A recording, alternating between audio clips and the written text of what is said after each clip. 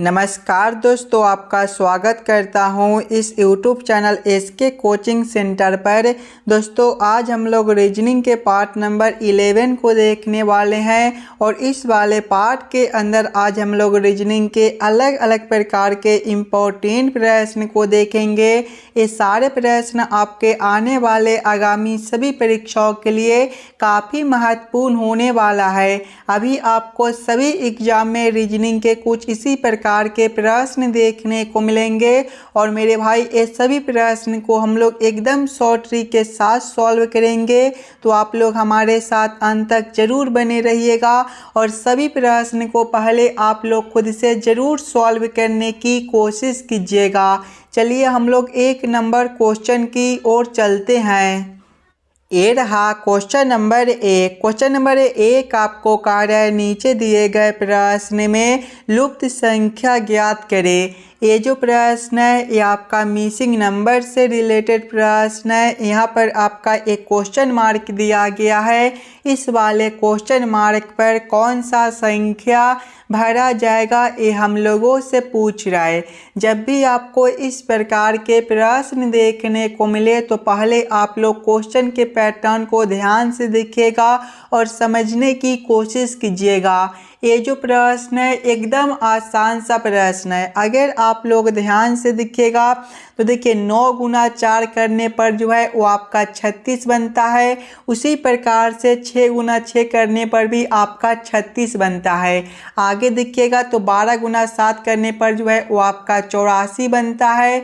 उसी प्रकार से 4 गुना 21 करने पर भी आपका 84 बनता है। इस वाले में देखिएगा तो 15 गुना 9 करने पर आपका कितना बनेगा, तो 15 गुना 9 करने पर जो है वो आपका 285 बनता है। यानी कि हम लोग 3 में कौन से संख्या को गुना करेंगे ताकि हमारा 285 आ जाए, तो 3 गुना 95 करने पर मेरे भाई 285 होता है। यानी कि इस वाले क्वेश्चन मार्क पर 95 भरा जाएगा। 95 ऑप्शन नंबर बी में दिया गया है जो कि हमारा सही उत्तर बनता है। चलिए अगले प्रश्न की ओर हम लोग चलेंगे, क्वेश्चन नंबर 2 की ओर। ये रहा क्वेश्चन नंबर 2। क्वेश्चन नंबर 2 आपको कह रहा है नीचे दिए गए श्रृंखला को पूरा करें। ये जो प्रश्न है श्रृंखला सीरीज से रिलेटेड प्रश्न है। एक श्रृंखला सीरीज दिया गया है और यहाँ पर एक क्वेश्चन मार्क है। इस वाले क्वेश्चन मार्क पर कौन सा संख्या भरा जाएगा ये हम लोगों से पूछ रहा है। पहले हम लोग श्रृंखला सीरीज को ध्यान से देखेंगे। श्रृंखला सीरीज को देखिएगा तो पहले आपका 1 दिया गया है, 1 के आगे 16 दिया गया है, 16 के आगे 81 दिया गया है, 81 के आगे 256 दिया गया है, 256 के आगे 625 दिया गया है और इसके आगे क्वेश्चन मार्क है। अगर आप लोग ध्यान से देखिएगा इस वाले श्रृंखला सीरीज को तो ये सभी संख्या को देखिए, ये सभी संख्या जो है किसी न किसी संख्या के स्क्वायर दिया गया है। जैसे कि 1 जो होता है 1 का स्क्वायर है 16, ये आपका 4 का स्क्वायर बनता है। 81 ये आपका 9 का स्क्वायर दिया गया है। 256 ये आपका 16 का स्क्वायर दिया गया है। 625 ये आपका 25 का स्क्वायर है और आगे आपका क्वेश्चन मार्क है। ध्यान से देखिएगा 1 का स्क्वायर है तो अगला 4 का स्क्वायर है, यहाँ पर जो है वो आपका +3 बनता है। आगे देखिएगा तो 4 के स्क्वायर के बाद आपका 9 का स्क्वायर है +5 बनता है। 9 के स्क्वायर के बाद आपका 16 का स्क्वायर है +7 बनता है। 16 के स्क्वायर के बाद आपका 25 का स्क्वायर है +9 बनता है और आगे आपका क्वेश्चन मार्क है। देखिए +3 +5 +7 +9 यानी कि 2 बढ़ा दिया गया है तो अगला अंतर आपका +11 का हो जाएगा। 25 + 11 जो है वो आपका 36 होता है। यानी कि अगला जो है वो आपका 36 का स्क्वायर बनेगा। 36 का स्क्वायर कितना होता है मेरे भाई, तो 36 का स्क्वायर जो है वो आपका 1296 होता है। 1296 आपका कौन सा ऑप्शन में दिया गया है, 1296 ऑप्शन नंबर डी में दिया गया है जो कि हमारा सही उत्तर बनता है। इस वाले क्वेश्चन मार्क पर 1296 भरा जाएगा। क्लियर है। चलिए अगले प्रश्न की ओर हम लोग चलेंगे, क्वेश्चन नंबर 3 की ओर। ये रहा क्वेश्चन नंबर 3। क्वेश्चन नंबर 3 कह रहा है नीचे दिए गए अक्षर श्रृंखला को पूरा करें। इस बार आपको अक्षर श्रृंखला से रिलेटेड प्रश्न दिया गया है। एक अक्षर श्रृंखला दिया गया है और यहाँ पर 2 क्वेश्चन मार्क है। ये दोनों क्वेश्चन मार्क पर कौन सा अक्षर भरा जाएगा ये हम लोगों से पूछ रहा है। अगर आप लोग ध्यान से देखिएगा अक्षर श्रृंखला को तो W से आपका V है, यहाँ पर -1 कर दिया गया है। V से आपका T है -2 है। T से आपका S है -1 है। S से आपका Q है -2 है। Q से आपका P है -1 है। P से आपका N है -2 है। N से आपका M है -1 है। M से K है -2 है। K से J है -1 है और आगे 2 क्वेश्चन मार्क है।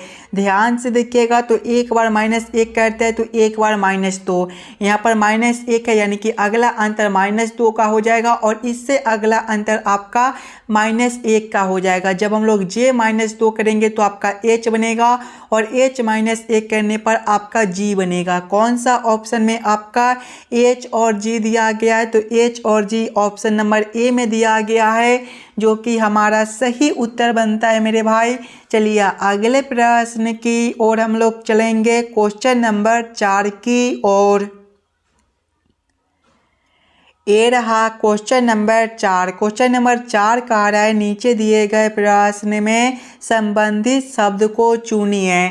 इस बार आपको संबंधित शब्द चुनने के लिए बोला जा रहा है। जिस प्रकार से दूध का संबंध लीटर के साथ है उसी प्रकार से हम लोगों से पूछा जा रहा है आम का संबंध कौन सा शब्द के साथ होगा, जो इस वाले क्वेश्चन मार्क पर भरे जाएंगे। अगर आप लोग ध्यान से देखिएगा तो दूध जो है वो लीटर में मापा जाता है, उसी प्रकार से मेरे भाई आम जो है वो आपका किलोग्राम में तौला जाता है, यानी कि इस वाले क्वेश्चन मार्क पर आपका किलोग्राम भरा जाएगा।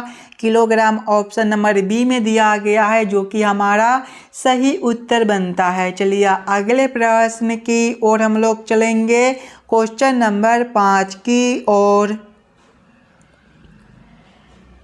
ये रहा क्वेश्चन नंबर 5। क्वेश्चन नंबर 5 आपको कह रहा है नीचे दिए गए प्रश्न में संबंधित संख्या को चुनिए।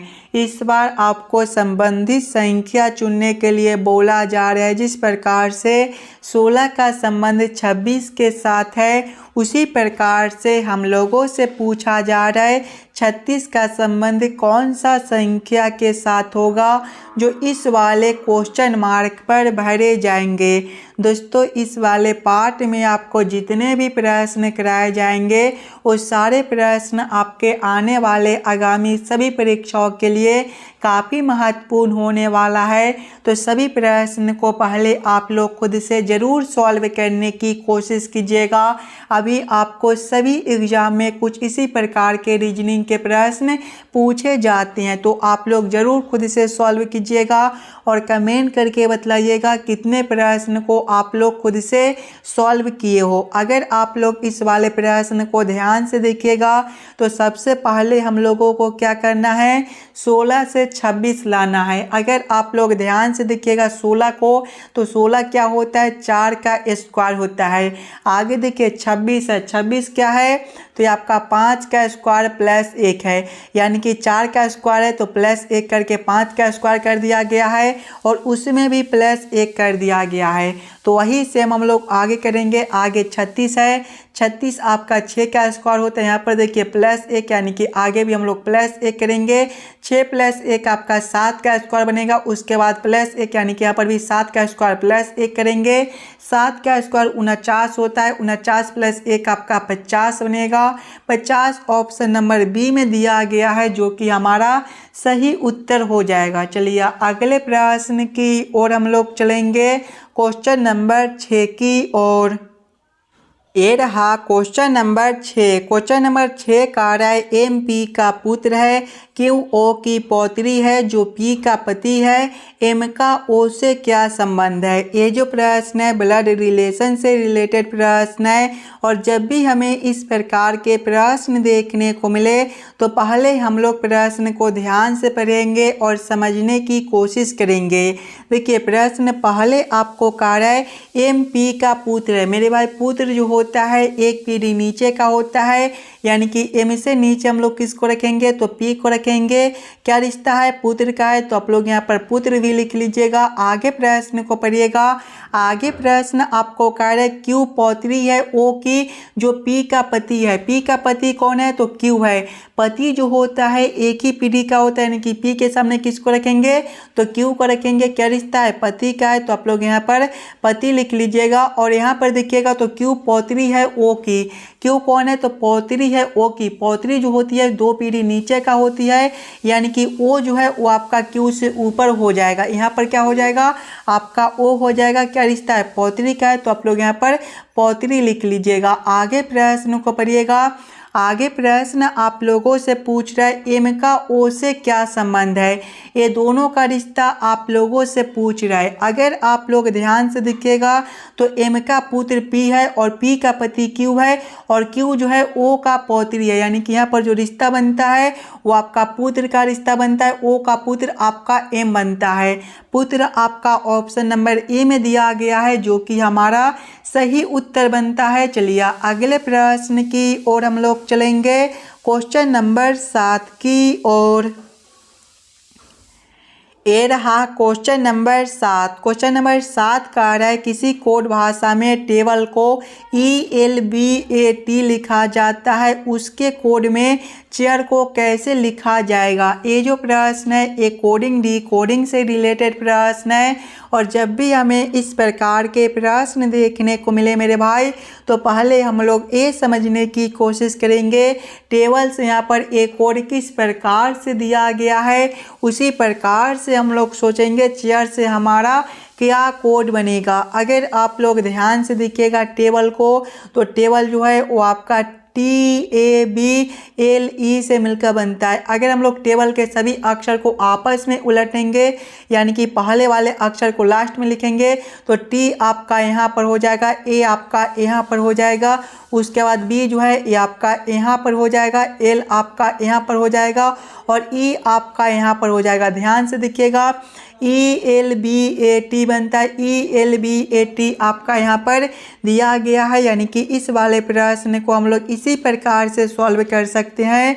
तो वही से हम लोग चेयर के साथ करेंगे। चेयर जो है वो आपका CHAIR से मिलकर बनता है। इसके भी सभी अक्षर को आपस में उलटेंगे, तो यानी कि पहले वाले अक्षर जो है वो आपका लास्ट में चला जाएगा, H आपका यहाँ पर हो जाएगा, उसके बाद देखिएगा तो A आपका यहाँ पर हो जाएगा, I जो है वो आपके यहाँ पर हो जाएंगे, और R आपके लास्ट में तो फर्स्ट में यहाँ पर हो जाएंगे। ध्यान से देखिएगा मेरे भाई, RIAHC आपका कौन सा ऑप्शन में दिया गया है, तो RIAHC आपका ऑप्शन नंबर ए में दिया गया है, जो कि हमारा सही उत्तर बनता है। चलिए अगले प्रश्न की ओर हम लोग चलेंगे, क्वेश्चन नंबर 8 की ओर।